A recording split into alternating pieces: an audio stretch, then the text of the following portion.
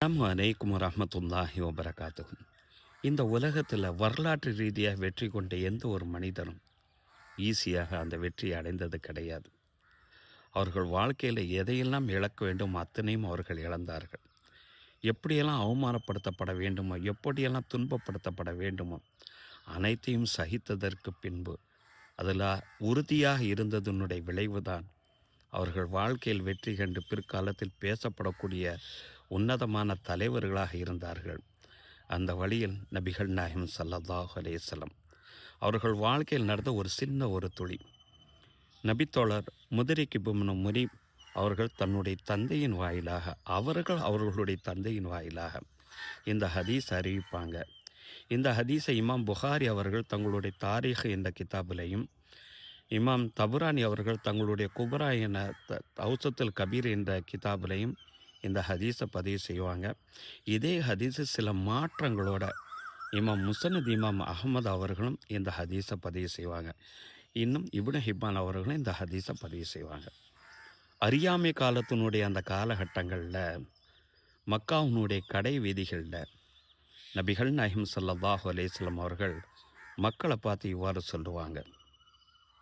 யா அய்யுஹன்னாசு, மனிதர்களே, கூலு சொல்லுங்கள், லா இலாஹ இல்லல்லாஹ், லா இலாஹ இல்லல்லாஹ் என்ற கலிமாவை நீங்கள் சொல்லுங்கள், துஃப்லிஹு, நீங்கள் வெற்றி பெறுவீர்கள் என்று எல்லா மனிதர்களுக்கும் மத்தியிலையும் அறைகூவல் விடுத்து கொண்டே இருப்பார்கள்.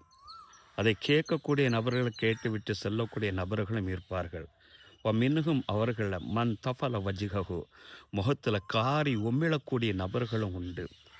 மின்னுகும் அவர்களிலிருந்து சில நபர்கள் ஹஸ்ஸ துராபஹு, மண்ணை வாரி அவர்களுடைய முகத்தில் வீசி செல்லக்கூடிய நபர்களும் உண்டு.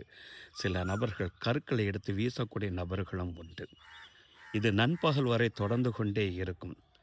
நண்பகலுக்கு பின்னால் ஒரு அழகான ஒரு பெண், 8 வயசை மதிக்கத்தக்க ஒரு பெண் வருவாங்க. தன்னுடைய கையில் வாளியில் தண்ணீரை எடுத்துக்கொண்டு ரசூலுல்லாஹ்வுடைய கையில் ஊற்றுவாங்க. முகத்தை கழுவி விடுவாங்க.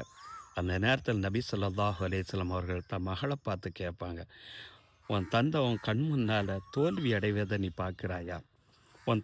உன் கண் முன்னால் அவமானப்படுவதை பார்த்து நீ கவலைப்படுகிறாயா என்று கேட்டுக்கொண்டே முகத்தை கழுவக்கூடிய சூழ்நிலையை நான் பார்ப்பேன். அந்த நேரத்தில் நான் கேட்டேன், அந்த பெண்மணி யார் என்று. அது ரசூலுல்லாஹ்வுடைய மகள் ஜைனப் என்று எனக்கு சொல்லப்பட்டுச்சு. அழகான ஒரு பெண்ணாக இருந்தாங்க. எந்த ஒரு தந்தையுமே தன் கண் முன்னால் தன் பிள்ளையின் முன்னால் அவமானப்படுவதை விரும்ப மாட்டாங்க. ஆனால் ரசூலுல்லாஹ் இந்த மார்க்கத்துக்காண்டி அதையும் துச்சமென மதித்தார்கள்.